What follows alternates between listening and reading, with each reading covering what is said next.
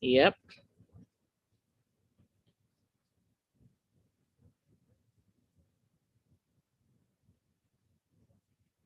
Welcome everyone who's coming in. Awesome. We are live on YouTube. So I was able to go live on YouTube today, which is wonderful.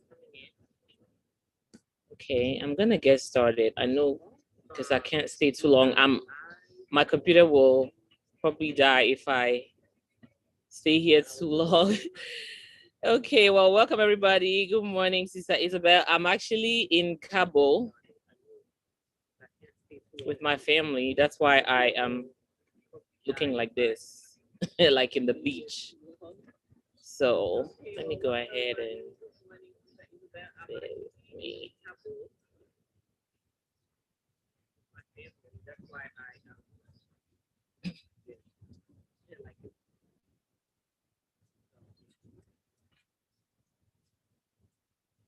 Okay, well, welcome everybody. For those who are just joining in, hopefully this is not your first time with us, but if it is your first time, this is the Anita Etta Ministries Healthy Living Workshop. And today we are going to be talking about the gut. I believe last time we discussed inflammation, correct? For those who were here.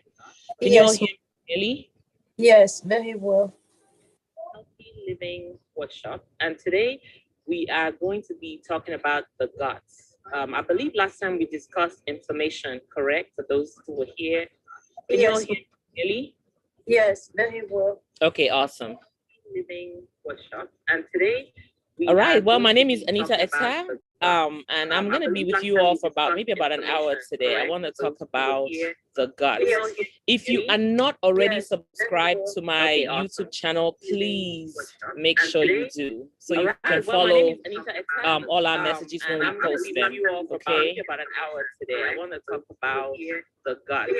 If you are not already subscribed to my YouTube channel, please make sure you do. So I think I hear an echo, so let me see if I can fix that. Bear with me for a minute. I want to talk about the gut. If you are not already subscribed to my YouTube channel, please make sure you do. So I think I hear an echo, so let me see if I can fix that. Bear with me for a minute. I want to talk about the gut. If you are not already subscribed to my can you all hear the echo? Can you all mute yourselves, please? Let me see if that will stop.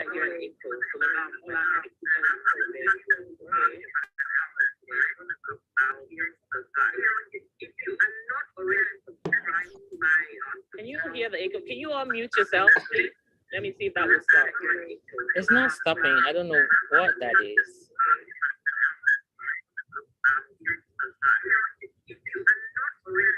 Okay, I'm just gonna go ahead and see.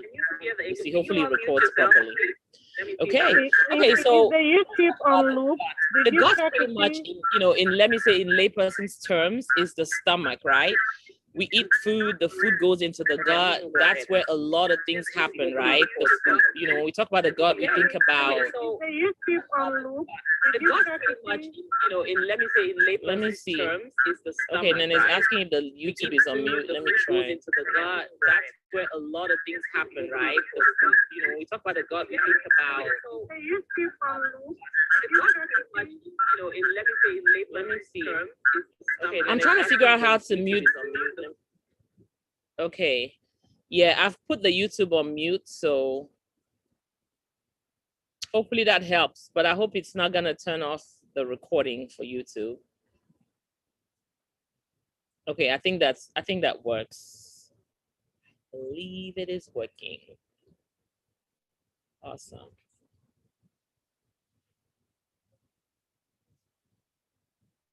Okay, all right, so I think we can start now and everything will flow fine. Okay, so for those of you who are just joining, welcome. I said that I am here in the beautiful Cabo San Lucas with my family for about a week or so. So that's the reason why the environment is looking like this around me. But I want to talk about the gut today. And I was just starting by saying that when we talk about the gut, we think about digestion, we think about food being processed, right? In layperson's terms, we talk about the gut as, and we refer to it as the stomach. But I want to share with all of you that in America, about 70 million people are affected by digestive diseases. It's like so many people have digestive diseases that don't even realize that they have it. People have issues such as irritable bowel syndrome, GERD, leaky guts. And I myself have suffered from leaky guts, and it's not funny. It's like bloating, all of that stuff, gas in your stomach, indigestion. People have, you eat and you feel as if the food is just stuck in your chest. Whatever it is, right? I'm sure every person can identify with at least one digestive issue, right, with their system.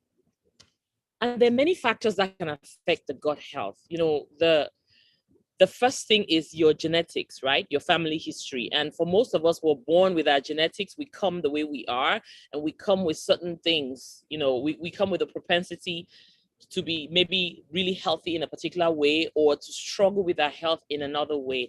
So for a lot of us, maybe we inherited certain things from our family. And then the other thing that sometimes will affect our digestion is pretty much how you're built. Sometimes it may not even be from your family per se, but it's just how we are built, and we come with that. And those are factors that to a large extent we may not be able to change too much.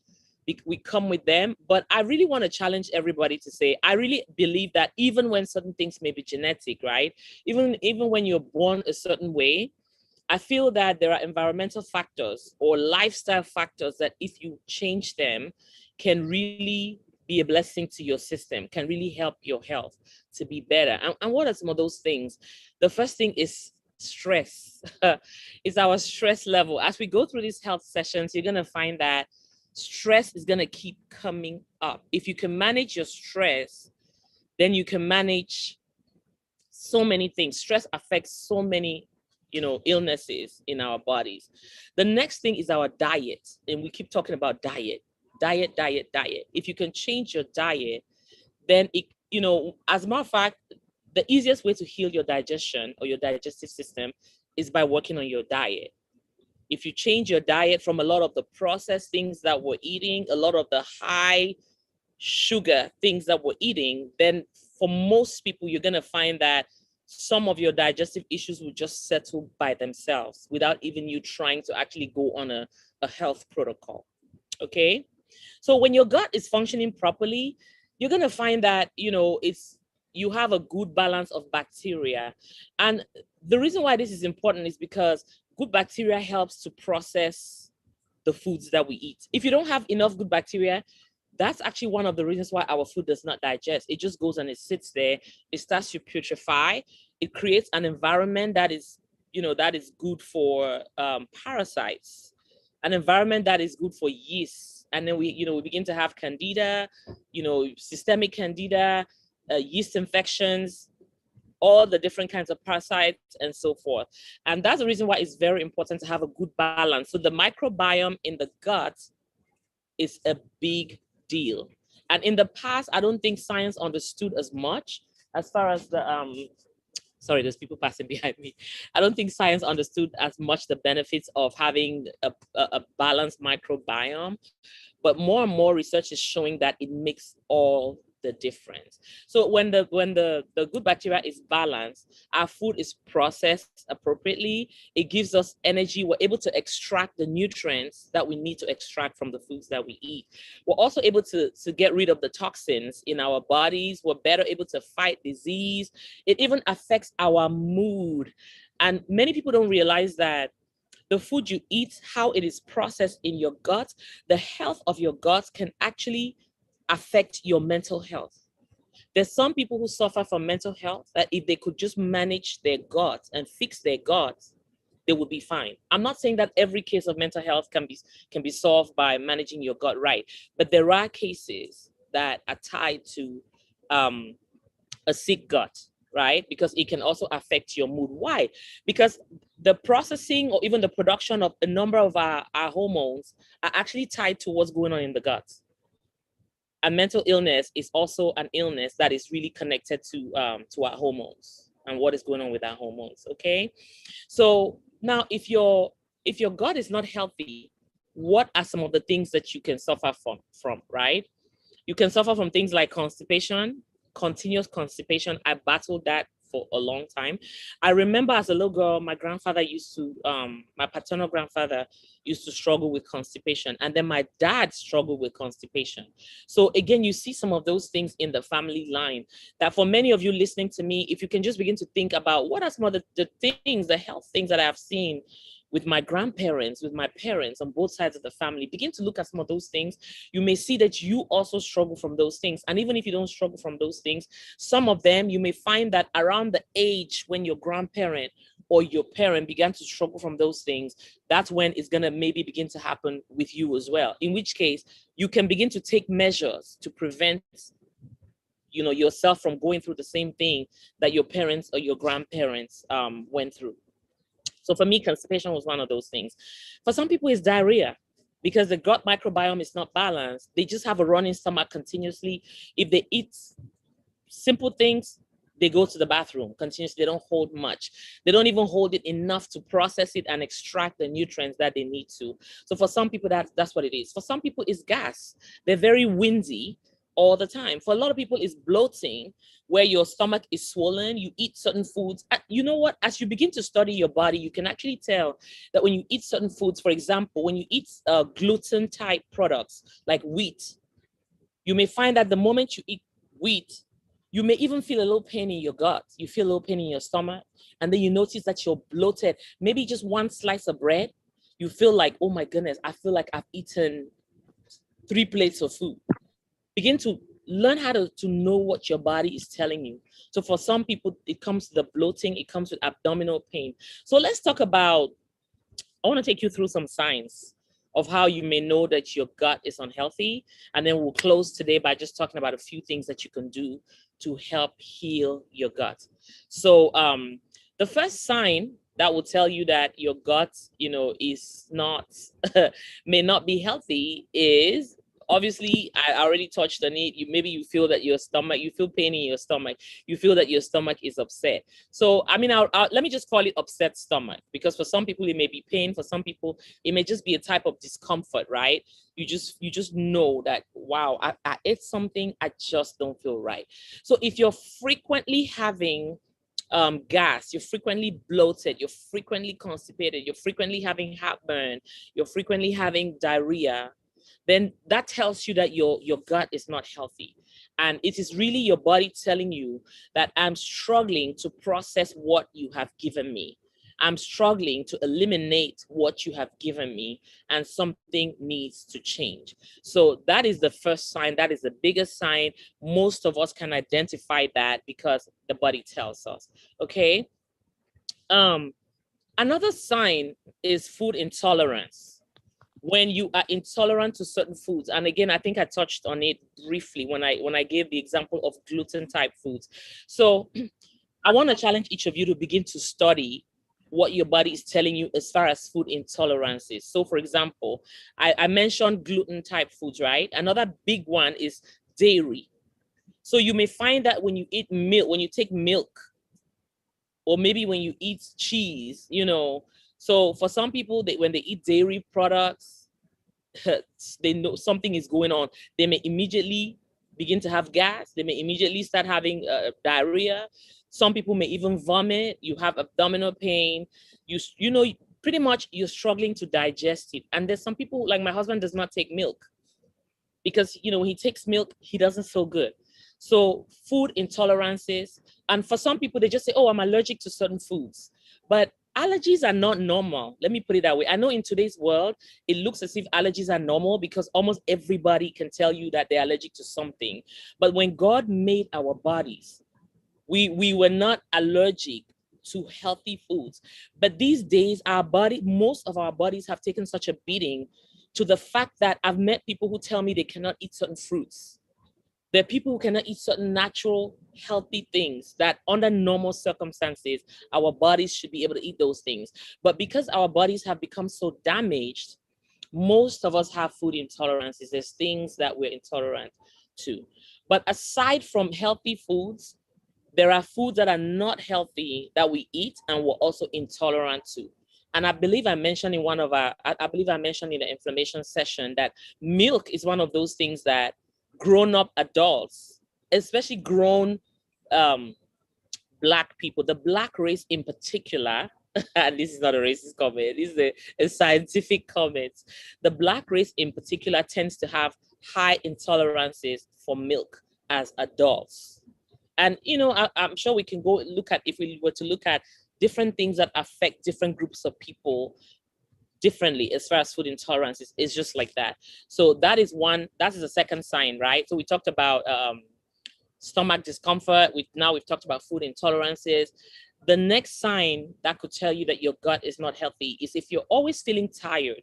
You know how you know, sometimes, okay, when you're hungry, sometimes, especially if you haven't eaten for hours, you may feel tired, you don't have energy. But if you've eaten, you still feel tired. You've slept and woken up, you still feel tired. Maybe you've exercised. Exercise typically should give you energy. You exercise regularly, but you still feel tired. It's like no matter what you do, you still feel tired. How many people can recognize what I'm talking about? I've been there. So if you are feeling tired all the time, chronic fatigue, in other words, it could be an indication that there are imbalances in your gut, right? It may mean that, you know, your food is not digesting, your body is not able to get the nutrients that you need. In other words, you may have nutrient deficiencies and it's causing you to just feel tired and exhausted all the time. So that's the third sign. The fourth sign is when you may be maybe you have trouble sleeping. When your gut is not balanced, when food is not digesting, let me actually use a simple example. Think about a time when you were severely constipated, right? And then you try to go to bed to sleep. Maybe you have, for some people who have really bad constipation, maybe you have not been to the toilet for 3 days, 4 days, some people even for a week. They have to call the doctor and be given special stuff to go to the toilet. Imagine if you're feeling that way, can you sleep? Do you really think you can have a good night's sleep where the body is? Think about it. When you go to sleep, it's not just about you falling asleep per se. When we go to sleep, the digestive system is also supposed to be resting, right? The different systems in the body have their way, their status. There's certain activity that goes on in our bodies when we sleep, but there's also a lot of rest that goes on even with our different organs in the body that are supposed to be happening.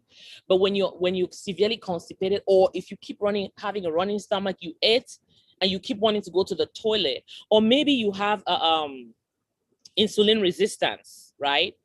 Because you're eating your carbs are too high and you're struggling with, you may not be diabetic, but you have insulin resistance. It causes your kidneys are working on overdrive and you're going to the bathroom continually. So you're not able to really sleep because you keep waking up in your sleep to go to the bathroom at night. All of that, at the end of the day, you don't have a good night's sleep. Those could also be an indication, you know, when you suffer from insomnia, it could be an indication that, you know, you have poor gut conditions, right? That you have gut imbalances. It leads to fatigue because, you know, a lot of the body's serotonin, serotonin affects your mood and your sleep. If you notice, I mentioned earlier that if your gut is unhealthy, it may affect your mental health, right? There are many people on mental health taking mental health medication. And for some of them, the solution could lie in the gut. Why? Because the gut, a lot of the body's serotonin is produced in the gut. And serotonin affects our mood, it affects our sleep. So you could see why, even from as far as from a hormonal perspective, it can affect your ability to have a good night's sleep, right? Things like, you know, bad bacteria, parasites, inflammation, because if your gut is unhealthy, it is tied to inflammation, which we talked about last session, right? Your gut is inflamed, everything just goes out of control, everything is whack, and it affects your sleep. So we've talked about 4 different signs. Something else could be if you see that you're gaining a lot of weight. I'll be the first to put my hands up. Okay, many people look at me and not think that I'm a big girl. Yeah, I'm not a big girl, but from my bone structure, from my height, I would say that I am obese. I may not look it based on our layperson's terms, but scientifically, I am obese. And most people listening to me are going to fall in that obesity category, whether we like it or not, right? Scientifically, we do. So if you find that you are above the weight, your ideal weight, and you're gaining a lot of weight, even when you exercise, even when you watch what you're eating, you find that you're struggling to lose weight, that could be an indication that your gut is not balanced. Your body is struggling to absorb the right nutrients, but yet it is storing fat. And that goes to the whole science of what are you eating, you know, your carbohydrate levels, your starch levels versus your protein levels versus your fats level, and finding the right balance for your body. So if you're somebody who's maybe eating high carbs, and for you, high carbs are just not working because maybe you're more on the scale of insulin resistance, diabetes, then you're just going to be gaining weight. So a lot of people on that scale are those that maybe need to look at a type of a more high protein type diet, or maybe a keto type diet. For some people, it may not even be to do with your carbohydrate, protein, starch balances. It may just be that you're eating, your diet is high on processed foods. So you're eating a lot of things from cans, you're eating a lot of things with added chemicals for preservation and so forth. And your body is storing all those preservatives and it's not able to eliminate. And then on top of that, you're someone who maybe has constipation. So imagine if you're eating high processed foods and then you're battling constipation. That means that your body is holding all those additional chemicals that were put in the food for processing. And so you find that you're not able to shed what you need to shed in order to lose weight. Your body's not able to regulate the fat, the blood, the sugar control. It's converting all the carbs that you're eating into glucose. It's even converting protein, because proteins also get converted to glucose in the body, right? When the body will first convert our carbohydrates to glucose. Then it will go looking for proteins next, and then it will convert that as well. So sometimes you may even think that, okay, I'm not eating too much carbs, but maybe you're eating way more proteins than you should. It's also still converting some of that into glucose. Okay, so we just have to be careful. And then proteins, especially when your gut is already damaged, proteins are one of the harder food groups to digest. And that is why I take, like, I'm here on vacation, I move around with my digestive enzymes. And when you're buying digestive enzymes, if you read the label, you will see that there are different enzymes. For example, amylase will help with digesting carbs.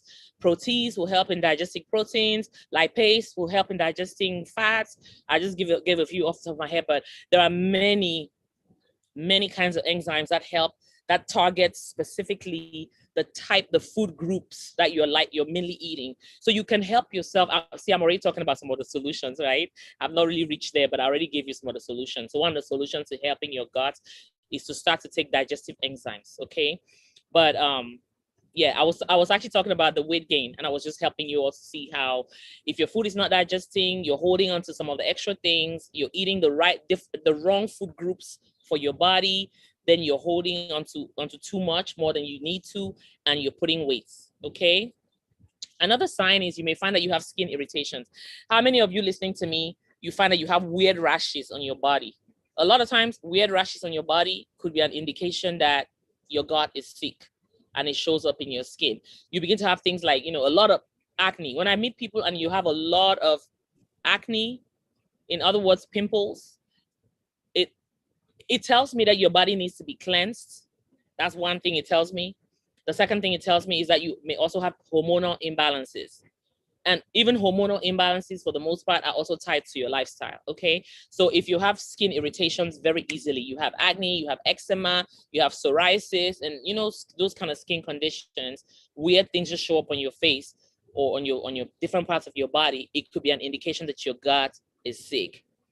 As Sister Isabel says, yes, just realize it from my acne. Yes, acne especially is a huge sign that your body needs to be cleansed. So maybe next session, I should take us into I should maybe start talking about, I know we handled detoxification the first session, but maybe I can take just maybe one type of cleansing and just talk about it the next time. Okay, so we talked about skin irritations. We talked about gaining weight. Another sign is food cravings. And I fell in that bracket. I had my gut was very imbalanced. My gut bacteria, okay, so Isabel said it disappeared after losing weight. Okay, yeah. Food cravings. I used to crave sugar a lot. I could eat a whole bag of chocolates at once. How many people are here listening to me that crave sugar a lot? If you're craving sugar, let me tell you a little secret. You are not the one craving sugar. If you're craving sugar, there's something in you that is requesting that sugar. And guess what that could be? It could be yeast, it could be parasites. So people who crave sugar a lot, it could be an indication that you have yeast, so you have candida, and you have parasites. And those parasites and yeast, your bad flora, pretty much in your stomach, is pulling sugar. Is triggering the desire for you to feed them. And that's why you go looking for all those sweet things, even the high carb things. You know, pretty much they drive your appetite. They determine what you're gonna eat. And that's why you find that you cannot help it. You see a piece of bread, a piece of cake, you're grabbing it like something is driving you. Something is indeed driving you. So it's not just is it caused by them, but it also triggers more overgrowth of bad bacteria. So it's like a catch-22 situation. So high amounts of sugar. And then guess what? Even if you must eat sugar, you have to pay attention to the type of sugar that you're eating, because if you look at the food labels in America, a lot of the food items that we eat here have high fructose corn syrup. High fructose corn syrup is deadly. Listen to me, guys. If you're still eating anything that has high fructose corn syrup, please, please get rid of it immediately. So that is one of the worst culprits, the first thing to take out. And then followed by even just white sugar. I stopped eating white sugar years ago. I mean, once in a while you end up maybe like on vacation like this, there may be things that you don't really realize that has it, you know, but for the most part, I don't even eat desserts any kind of desserts anymore for the most part. But once in a while, yeah, you know, you eat some desserts that may have regular sugar, but even regular sugar needs to go for the most part. Those things trigger inflammation, like horrible inflammation in your gut. It destroys your gut. It destroys the lining of your gut. You know, the lining of your gut gets destroyed by the type of foods that you eat, because those foods irritate your gut. They cause irritation. The gut gets inflamed. Those things will also create like holes in your walls. That's what causes what they call the leaky gut syndrome, where it bores little holes in your gut. And then food particles are passing through your gut, through the gut lining, because the gut lining has been destroyed. It passes through food particles that are undigested, pass through there and goes into your bloodstream. And then for like it's a condition like candida, for example, like systemic candida, that's how candida becomes systemic, because it now moves away from the gut. It goes into the bloodstream, and then it goes all over your body. You find that you have yeast, not just in your tongue. If you look at your tongue and it's very white, that could be an indication that you have yeast. And then for us females, especially, in your vaginal area, it's itchy. You know, that's an indication that you could have yeast infection. But it moves to the point where even other parts of your body could be itchy. It also could be one of the reasons why you have different skin irritations. Well, remember how I talked earlier about you have different conditions in your skin? That could also be tied to candida, to yeast, to yeast overgrowth. And let me just say this: the body, some yeast is healthy for the body, right? Some of that is healthy, but it's more about an overgrowth of it, because it goes out of balance, right? The gut bacteria goes out of balance, and that's what causes all of that. Okay, so that was food cravings. And another sign, and we're almost done with the different signs. If you are someone who gets migraines a lot, migraines have been linked to your gut health, especially if you're having migraines and you're vomiting a lot with the migraines. It's telling you that the stomach is not happy. right? And also sometimes when you're somebody who feels nauseous a lot, you know, for no real reason, you're just feeling nauseous. Most of the time when you're just feeling nauseous, it's an indication that your liver is sick. That your liver is sick, your liver needs cleansing. And why is the liver sick? One of the reasons why the liver is sick is maybe you've been eating badly for years. The liver is tired. The liver is getting to a point where it cannot cleanse what is being sent to it as it should. And so now you eat stuff, you feel that, you know, that, oh my gosh, I don't know what it is, but I just feel like throwing up. So a lot of times that's a sign that your gut is not healthy, but it also begins to give you, you start to have migraines, not just headaches, but continual migraines. So studies have shown that a lot of people with frequent headaches, with frequent migraines, are likely to have, likely to be people who have gastrointestinal disorders as well. So if you've been suffering from migraines, check your gut and see what's going on, okay? I'm gonna take you through about 2 more signs, and then we're just gonna talk about what can you do to fix it. And then we'll be done for today. So another sign is your mood, which I touched on briefly at the beginning. By now, you can make the connection based on all the different signs that I've given you. So if you find that you have mood swings a lot, right? And I'm not just talking about, say, for those of us like females, or let me say younger females, for example, who may have PMS, you know, or even older females that may be going through premenopause or menopause itself. I know those come with their own mood changes, but you know, mood swings that are beyond that, where it's frequent. Sometimes it could also be as a result of your gut. It could be because your gut is inflamed and it affects your nervous system as well. So trust me, the body is a very intricate organ. The body itself as a whole. God made all the different organs in the body are so interconnected that a lot of times we don't realize the interconnection of the different organs in our bodies. They speak to each other.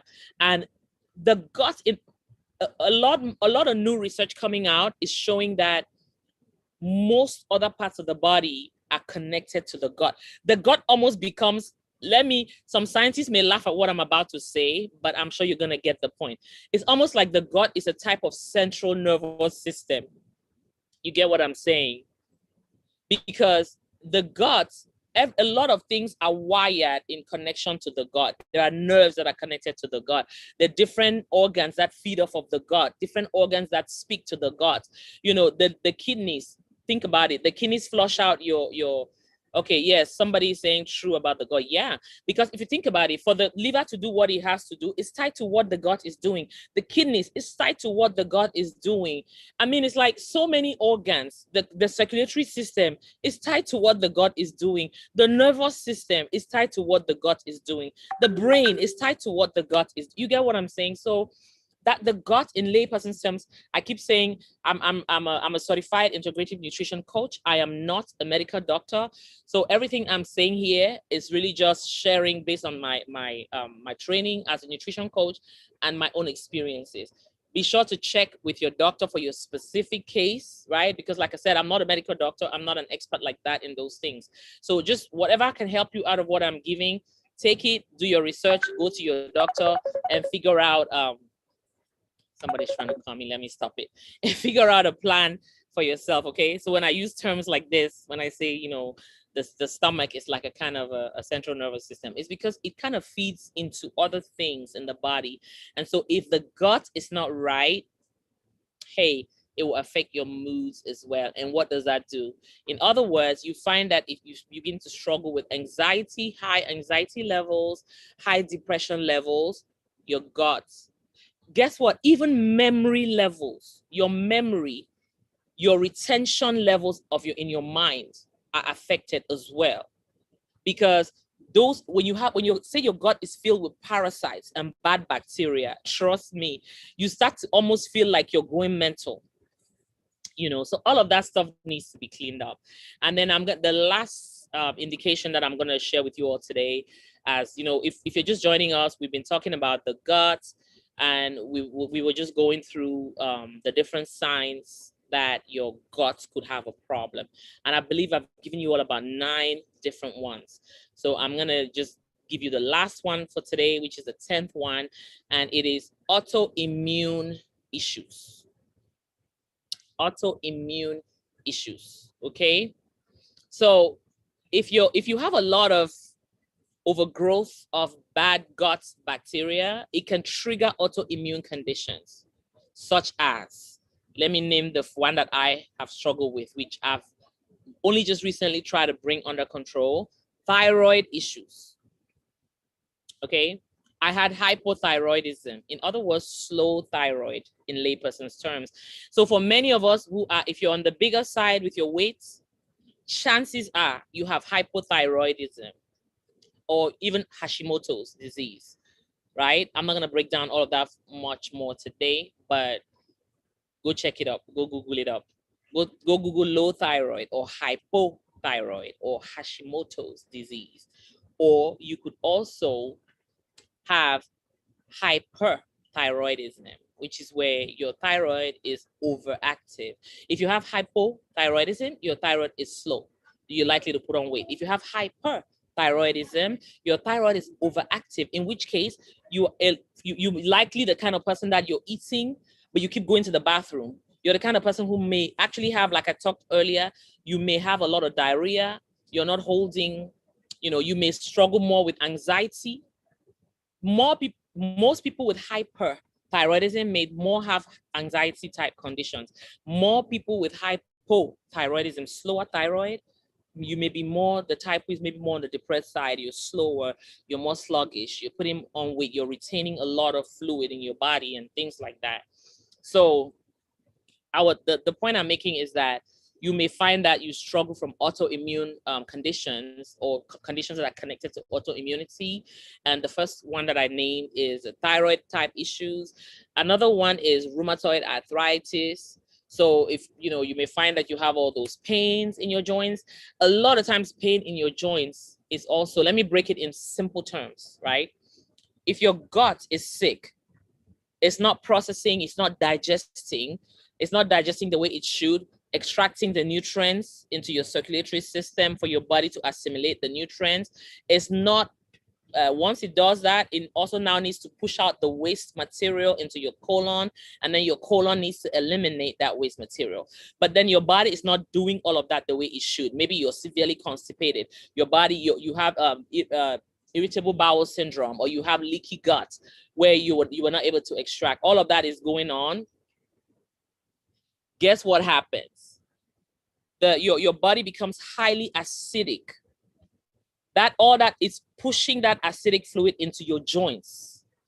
So a lot of times you're gonna find that there was a time a season in my life when I slowly began to feel slight pains in my left joint. I didn't even allow it to become a major problem, because I know what I know. When I feel certain things, for the most part, I know what to do. So I don't even let it become a chronic issue. So every now and then you feel a little pain in your joints. That's an indication that you're starting to let go. So sometimes maybe when you've been on a vacation like me now, and you've maybe eaten a little bit more than the way you would normally eat, because you lay your head down and you're just relaxing, you're like, okay, you know what, I'm on vacation, let me just eat things that if I'm at home, I would normally not do them. You may find that after your vacation, actually, for me, what I do after a vacation like this, I go home, I cleanse immediately. I'm going to go into a fast and just clean out my body. And then I, take certain things that help my body to clean up. But for the most part, most people don't know those things. So you find that maybe it starts with one joint, the next knee, the ankles, it's like even your finger joints, different. You start to feel pain in your joints. It could be an indication that your acidity level, your pH balance is off. And in a lot of cases, you may find that if you cleanse your body, if you start to eliminate properly, you're going to the toilet at least once a day, ideally twice a day, but let me say at least once a day, you're going to the toilet and eliminating, as we say, number two, you're doing number two appropriately. You're drinking enough water. Your pee is clean. It's not dark, and then you work on your pH balance. So your body's not highly acidic. You may find that your joint pains, they go away. Right? So I was talking about autoimmune related type issues, such as thyroid issues, rheumatoid arthritis, multiple sclerosis. You know what I have found out in my research? That a lot of people with MS may, if they test for Candida, they will find that they have Candida.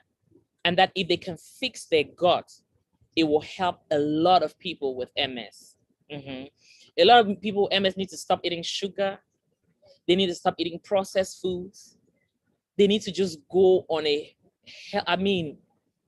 for most people with multiple sclerosis, there is a diet called the Paleo Diet, the Paleo Diet is like just a natural diet where you're not going to eat anything that is not natural, as in it's not either from the ground or from a straight up animal. It's in its natural condition. Nothing has been tampered. It has not been tampered with. That's typically what people call the Paleo Diet. But I don't even believe in necessarily sticking to those diets the way they're called per se. I'm just using the name to help you all understand that maybe the different groupings of how best to eat. So the beauty of the Paleo Diet is that it starts to take you away from anything that does not come in its natural form. So what does that tell you, for example? So you will not eat bread, because bread, there's nothing, God did not make bread. You get what I'm saying? There's nothing that comes as in bread in nature, right? You can, if you're gonna eat grains, you're gonna eat the grain itself. So that's one of the things that you can do. You can go try that, and guess what? That diet, it may not work for everybody. Some people cannot even do that because their body cannot really process higher amounts of carbs. So you can eat natural carbs like just boiled potatoes, boiled plantains, boiled yam. But if your body is the type of body that will not do well with high carbs, then you cannot even do the Paleo Diet. You may need to look more at something that is maybe more keto type or more Atkins type, which are higher on fat, healthy fats. When I talk about fats, when I talk about keto, and which is more higher on fat and proteins, it's not to just go jump and begin to eat any kind of fats. It's about eating healthy fats, balancing your omega-3 fatty acids and your omega-6 fatty acids. So in other words, taking fats like krill oil, fats like avocados or avocado oil, those kinds of, fish oil, cod liver oils. You balance those kind of oils because for the most part, most of us are just eating oils that are inflammatory. Because how many know that a lot of inflammation in the gut is actually caused by the type of oils that we eat? So if you're mainly cooking with canola oils, vegetable oils, you're just inflaming your gut. And we need to shift away from those kind of oils to cooking with coconut oil, olive oil, and so forth, okay? So I was talking about autoimmune diseases, and I was just connecting it to how your food can even help you manage. If you have any autoimmune conditions, your food can help you better manage those conditions. Again, I'm not a doctor, and I'm not telling you that the food will cure your condition. I don't know what will happen with your situation. I'm just giving you recommendations for things that can help you. And in some people, you may find that it helps you and the condition goes away completely. For other people, what I'm sharing may not be sufficient for your condition to go away immediately. I'm just giving you things that can help you. Take it, try it. If it helps you, it's wonderful. God bless you and heal you. If it doesn't help you completely, you notice I throw many different ideas. You can try different things. Most of them are healthy things. They're not going to hurt you. You can try it and see what works for you. And then you work out a protocol for yourself. If you need one-on-one attention, some of you know I'm an integrative health coach. That's different. If you need a coach to actually help you work out a plan for yourself and just push you and direct you more, I'm also available to do that. But for these sessions, I'm simply just giving you all information that can be helpful. Okay. So I was just giving a few examples of autoimmune type problems. And the last one that I will touch on for today is type 1 diabetes. So again, that goes without saying. We've talked about diabetes in a few other ways where you have to watch out the amount of your carbohydrate intake, the types of carbohydrates that you take. Try to move from eating simple carbs to more complex carbs. So simple carbs such as white flour, white wheat, white rice, move away from those kinds of things because they trigger inflammation. They raise your blood glucose levels to levels that are not right for you, that are unhealthy. But if you're somebody who must eat carbs, okay, let me start by saying this. in order to have a balanced diet, we need some amount of carbs. I'm not saying you should go to 0 carbs, but I'm just saying that if you're someone who really wants to eat higher amounts of carbs, then switch from simple carbs to more complex carbohydrates. And what are complex carbohydrates?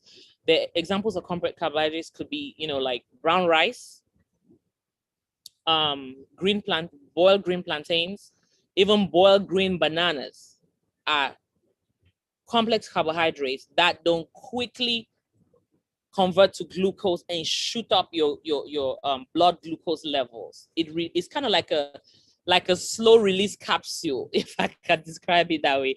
I'm sure when people who are true doctors listen to my messages, they will laugh at some of my terminology, but it's like a slow release capsule. That's how a good way that I can describe in layperson's terms what complex carbs do. So they will convert to glucose slowly at a pace that is healthier for your body. Plus, they will not inflame your gut as well. Okay.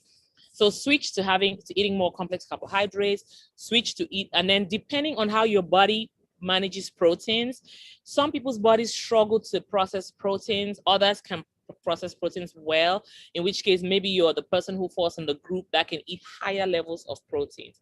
And then definitely switch to higher amounts of healthy fats, such as coconuts or MCT oil in terms of oils, regular coconut oil or MCT oil, which is also good. Avocados are amazing. I try to eat one small avocado a day because those are good. Try to eat one small or a half of an avocado every day, and then go back to the doctor. If your doctor has done a test, your blood test, and they said you had low good cholesterol, your HDL levels, try eating like maybe half an avocado every day, or maybe those tiny little ones, a full one per day in a salad. Do that for about a month, and then go do another blood test and see. Your doctor's likely going to tell you, oh my goodness, your good cholesterol has gone up and it's at good levels. So I'm looking at my computer to make sure it doesn't die here by the poolside because there's nowhere to plug here. Okay, so I've just taken you all through 10 different signs that your gut could be unhealthy. And for the sake of time and my battery not dying, I'm not gonna just give you a summary. If you want a summary, this is being recorded. You can go on YouTube. If you are not already subscribed to my YouTube page, go look for Anita Etta, ANITAETTA. Subscribe to my YouTube page. You can go there and watch this again. You can share this with anybody that you think this is gonna bless. Like I said, this is part of a ministry. That's why I take my time and I give this information for free. All right. The Lord gave me a mandate to just help the body of Christ, help his people, teach us how to have a better lifestyle, to eat better, so we're not as sick as we have been. It's a sad thing that we, the children of God, we are just as sick as anybody else. We're praying for healing, but we're not living a healthy lifestyle. So my mandate is to bring out this information and help as many people as possible. So please help me in this mission to share this information. Send it to all your contacts. It will bless many people. It will transform many people's lives. Many of your relatives that you care about, you watch. How many of us have watched our relatives die of cancer? Watch our relatives suffer with MS, watch our relatives with diabetes get so bad to the point where another illness comes and adds a complication on top of it, and it takes their life away. Look, I love people. God has put the love for his people in my heart. And any of you listening to me, if you're a Christian, the love of God ought to be in your heart. And the love of God in us is what drives us to want to help everyone else. So not just our friends, not just our family members, but anyone you know who is unhealthy, anyone you know who is overweight, anyone you know who is battling diabetes or whatever, take these videos, send it to them, encourage them to start to change their lifestyle. I know I share a lot of information in these videos. They don't have to try to do everything. They can just take one little thing. They can say, okay, going forward, I'm going to try to cut out white sugar and white flour. Even if they just start with that, or going forward, I'm going to cut out canola oil and I'm going to start using olive oil. Every week, maybe implement one additional tip that I have given in these programs. Or maybe for you, where you need to start is this week, I'm just going to start listening to my body more to see what my body is telling me. Next time I drink that cup of milk in my hot cocoa, did I feel a little bit of pain in my stomach? If I did, oops, that was my gut telling me that it's starting to get inflamed. In which case, now I know that I'm one of those people that milk does not, my body is not receiving milk the right way.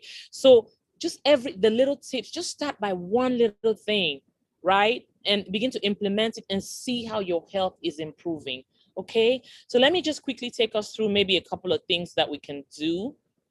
I guess I already threw things that we can do as we were going down the different items that I listed. Okay, so what are some of the things that we can start to do that will help us to heal our gut? Take out sugar, take out processed foods. That goes without you. If you've been listening to this message for the last hour, you already know by now. Cut out processed foods, anything that comes in a can, out. And for some of you, I don't want to scare anybody. If you're one of those people who there's some things in the can that you must eat, just start where you can.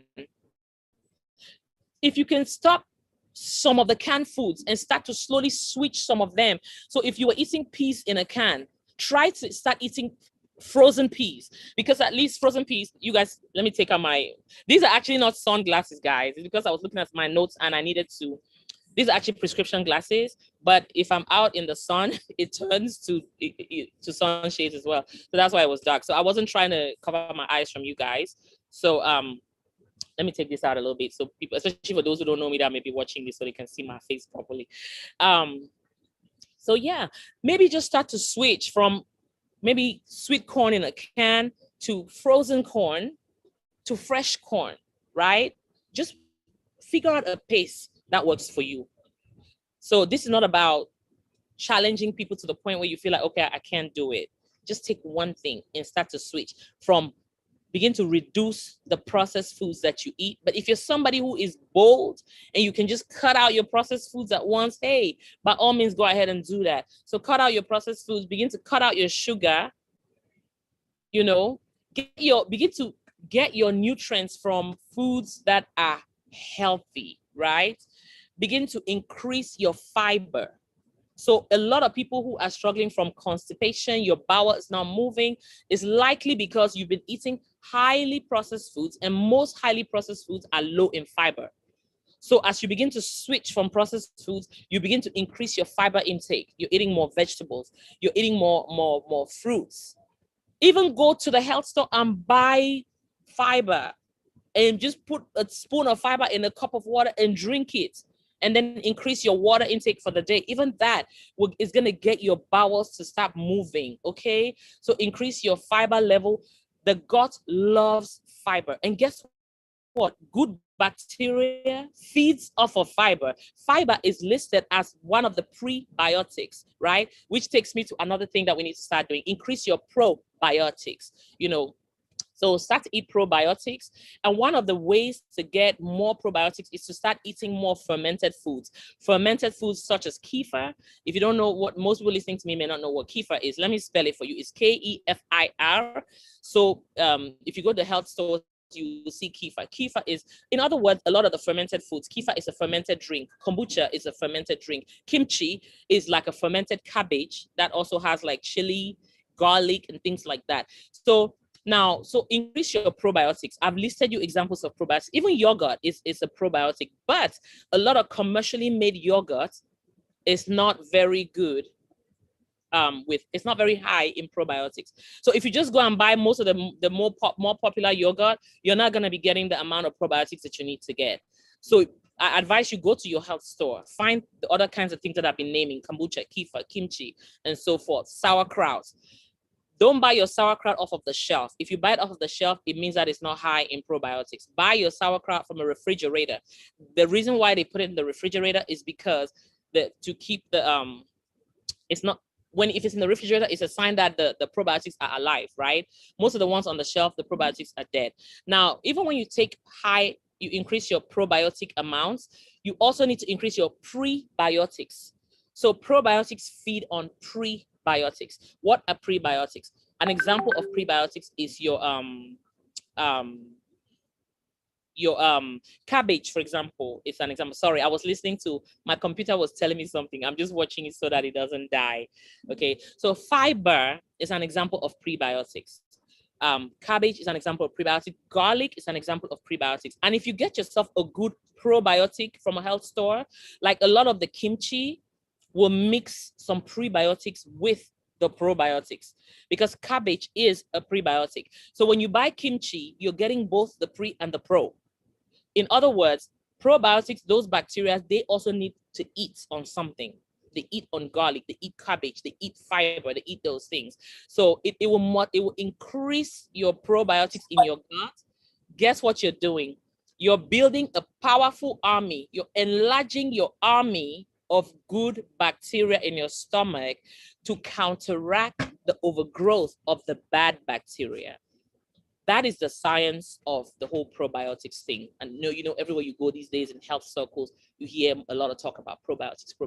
That's really what it is. It's about you increasing your good bacteria so that it can push back down the overgrowth of your bad bacteria. Okay, so I've talked about probiotics, prebiotics. I've talked about reducing your processed foods, cutting out things like sugar, starting to eat more natural foods. What else can you do to heal your gut?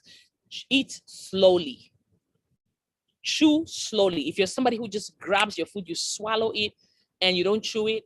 Let me give an example for those of anybody listening to me. If you're African and you eat a lot of fufu, okay, I'm not even going to break down fufu in terms of the carb content, whether it's processed or not. We can break down fufu in all those dimensions. But I want to talk about fufu from the point of view of digestion and how we eat. Most Africans eat fufu, not all Africans.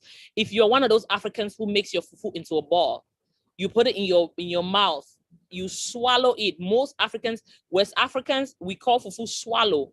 Another name for fufu is swallow. That is actually a problem, because that tells me that the reason why is because in the African culture, the fufu is swallowed as a ball. Now, when you swallow the fufu as a ball, if anybody who remembers intermediate school, secondary school biology, you will remember that there are some digestive enzymes in your saliva. You need to chew your food and chew your food slowly. Why? There is a science to it. When you chew your food and you chew it slowly, digestion begins in the mouth, not in the gut. Whatever is not digested does not begin its digestion in the mouth.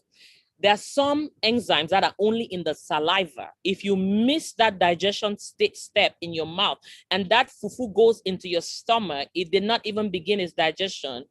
Guess what? That in itself will give you gut issues. Okay. So again, I'm not going to dwell on that too much because I'm looking at my computer and how it's, how my battery is doing. So please, if you're one of those who swallows your fufu, stop doing it. You need to chew fufu. I know some other African family members may laugh at you that, oh, you're chewing your fufu. Don't listen to them. Just chew your fufu. Okay. So eat your food slowly, chew thoroughly so that you can digest at every level. Digestion in the mouth, digestion in the stomach. Okay.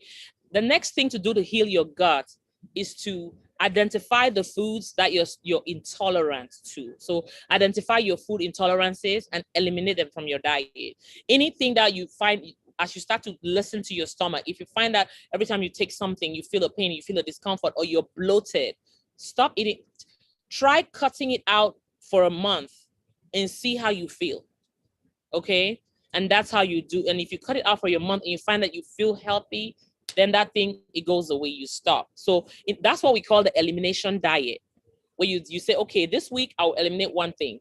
Next week I'll eliminate one thing, or even eliminate for the whole month and see what happens. And you take it from there.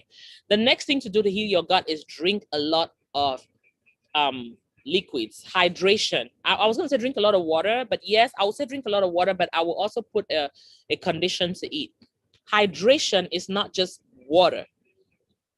Hydration is partly water, but also the fruits that you eat, the raw vegetables, raw fruits that you eat, because water, especially a lot of plain water, may not have the electrolyte levels that your body needs. And a lot of times, if you're just drinking plain water, especially our processed waters in our bottles these days from our different city systems, the water just goes through your system and passes out. But if your water has the proper level of electrolytes, and guess what?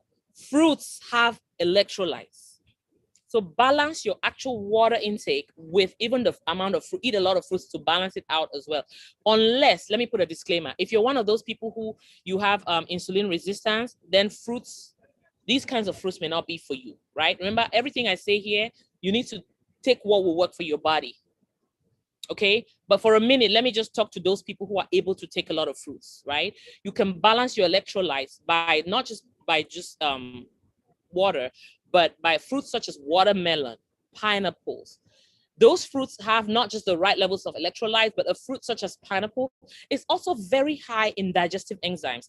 Pineapple has the digestive enzyme called bromelain, which is really good, it's powerful. So when you find out when you start to shift your food intake to a lot of healthy fruits and vegetables, it's even helping you with digestive enzymes as well. It's giving you electrolytes, giving you digestive enzymes, it's giving you hydration. So it's doing multiple things for your system. So when we shift to healthy eating, it just balances more things than what we were even trying to do, okay? So what I was saying here was that hydration, your hydration level needs to be right, because if your hydration is right, if you're taking more fiber, fruits will give you fiber as well as hydration, as well as electrolytes.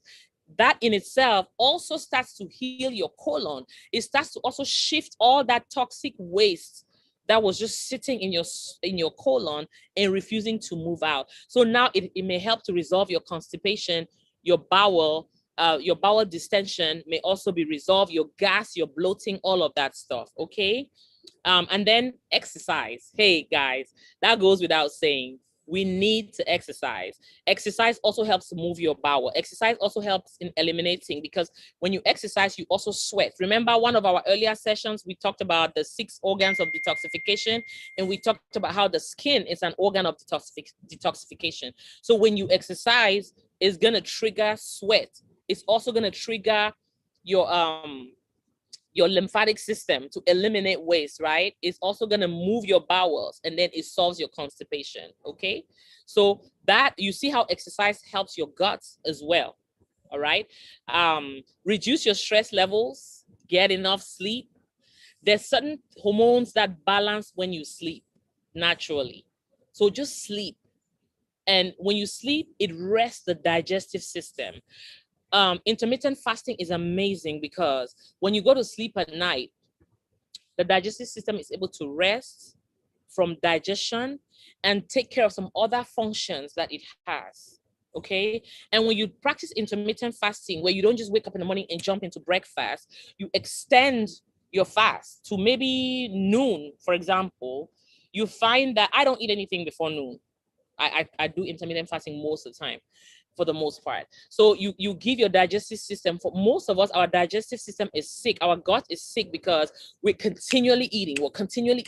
The gut never has a time to rest, to regenerate. So for some of us, that may be most of what we need to do, to just give our gut a break. All right. When you give it a break, things come back into balance. For most people, it will fix itself in a number of ways. So sleep is what I was saying. Cut out stress. And that's pretty much most of what I wanted to share with you all today. If you're somebody who smokes, hey, that goes without saying. Sister Ngumi is asking, can you drink water in the morning? Yes, you can drink water in the morning. Okay, let me quickly talk about some things that can help even with healing your gut in the morning, especially if you want to drink water in the morning. Yes, it's perfectly fine to hydrate yourself in the morning, but if you're trying to rest your gut from digestion, then you want to drink things that will not trigger digestion, right? So, for example, things that have no calories don't trigger digestion. If you drink a juice in the morning, it will trigger digestion. I mean, is that unhealthy for you? No, it's not unhealthy. It just depends on what you're trying to do that day. Am I making sense? If what you're trying to do that day is give your digestive system a complete rest, then don't drink even a freshly squeezed juice for that, for whatever number of hours, right?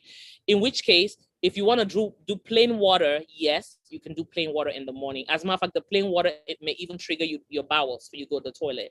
The other thing you can put a little bit of that may not necessarily trigger digestion is a little bit of lemon.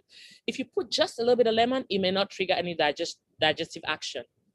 If you put a lot of lemon, it may trigger digestive action. And if your goal for that morning is to rest your digestion, then it will kickstart your digestive system. Okay, so it just depends on what you're trying to do. But sometimes what you also want to do is not necessarily to rest your digestive system at a zero level, as in completely. Sometimes what you also want to do is to actually trigger it in a healthy way, in which case you may wake up in the morning and maybe take a green juice, right? A green juice meaning there's no sugar content in it, but all the enzymes in, for example, a celery juice or a cucumber juice, or a juice that mixes celery, cucumber, and kale and spinach. You can take such a juice. Maybe you guys can hear the music in the background here in the pool area. It just came on. But yeah, sometimes you can take such a juice and it will trigger your digestion in a good way, right? That may even be, if you're someone who struggles with constipation a lot, you may want to try like a whole week of just doing that, where you wake up in the morning, you're doing some type of semi-intermittent fasting, if I could call it that. So you wake up in the morning, you maybe don't take anything straight away. Maybe don't eat anything. Don't take anything at 8 o'clock or 9 o'clock or whatever. Maybe wait a little longer. Maybe around 10, you take your green juice, right? You may find that it just pushes you to the bathroom. Now, if you struggle with severe constipation, let me give you guys a little secret. Celery juice, about 16 ounces of freshly juiced. Don't go buy celery juice from a store. About 16 ounces of freshly juiced celery. Only celery. Don't mix it with any other thing, right? If you just drink that in one go, don't drink and sip it and rest and all of that. Just drink it in one go.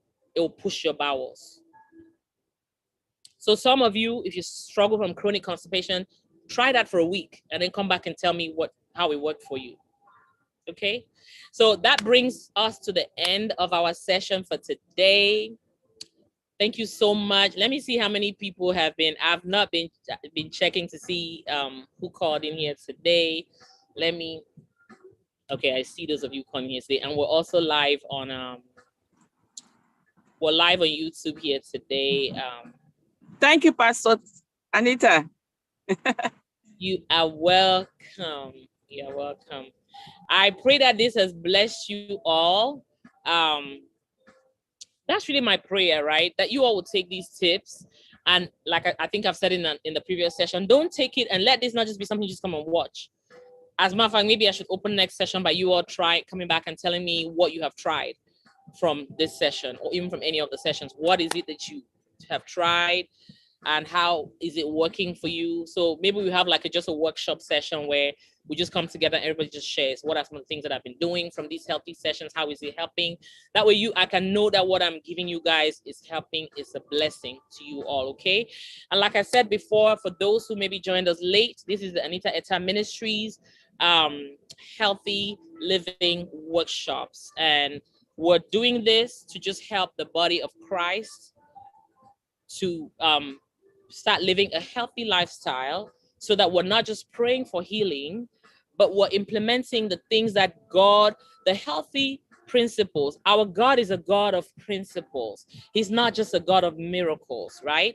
God actually does not want us to live only on miracles. Miracles are supposed to be the exception, not the rule. Miracles are not supposed to be we don't live by miracles. Miracles are things that God does for us. A lot of times when we find ourselves in a jam, when something is not working out in our lives, we're messed up, we're in a tight corner, God will give us a miracle to bring us out. But God has put principles in his word.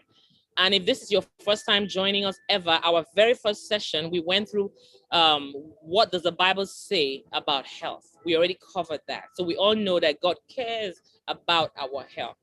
The Bible says that I wish above all else that you will be in good health, even will you be in good health and prosper, even as your soul prospers. So God does not just want your soul. He wants your health to be good. He wants your soul to prosper and he wants your health to prosper. Okay? Imagine for God to equate the health of our body to the health of our soul. That is powerful. A lot of times we as Christians, we minimize our health. We think that it's just by sleeping in church and doing night vigils that are important. You think you're a good Christian when you're doing night vigils, fasting for 40 days? But if that body is damaged, especially those of us who are leaders in the body of Christ, if your body is sick, if your body is damaged, if you're sleeping in the hospital with a terminal illness, how do you even pastor? Apostle sir, listening to me, Apostle ma, if your body is sick with multiple sclerosis, if your body is sick with diabetes, if your body is sick with cancer, how do you effectively minister to others? How do you effectively run crusades? How do you effectively cast out devils? How do you effectively, if you're a worship leader, how do you effectively, whatever function you have in the body of Christ, how do you do it effectively if you are in the hospital sick on a sick bed? Or if you are so obese that you cannot walk, you cannot stand up for 2 hours and preach and lay hands on people. I'm challenging the body of Christ. God is calling us to a place of obedience.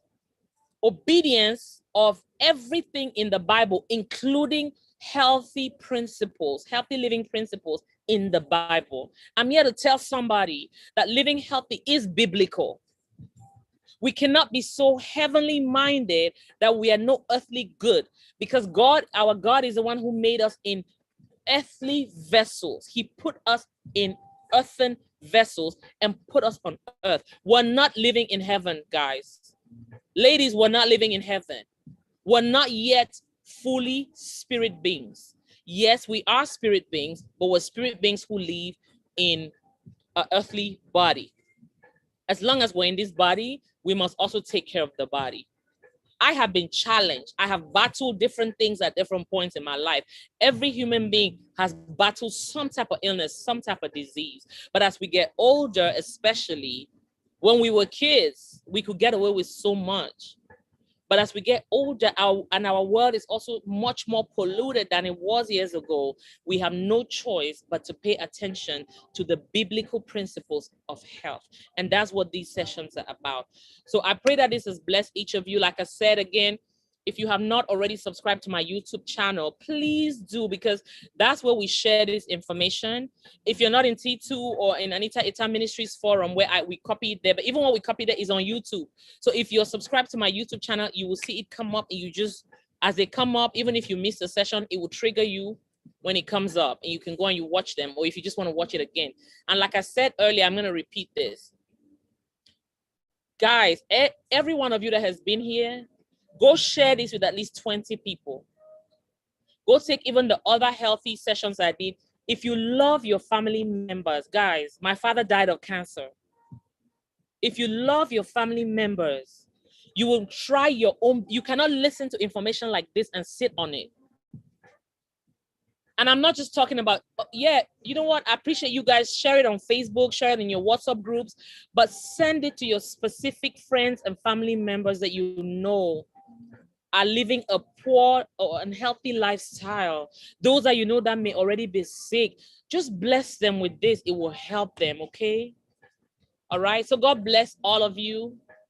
Thank you all for those who joined here today. My battery survived. Wow, I'm excited. I'm so happy that we made it to the end of today's session. Have a blessed weekend. I'm going to go join my family, the group. I'm here for a family event in Cabo San Lucas, and everybody went for a walk. And I typically go for a walk in the mornings as well, and I do my exercise. Yesterday, guys, I put in 2 hours of exercise. I walked for an hour and a half, and then I went to the gym on the elliptical for 30 minutes. So I'm trying, especially as I'm out here eating all kinds of stuff.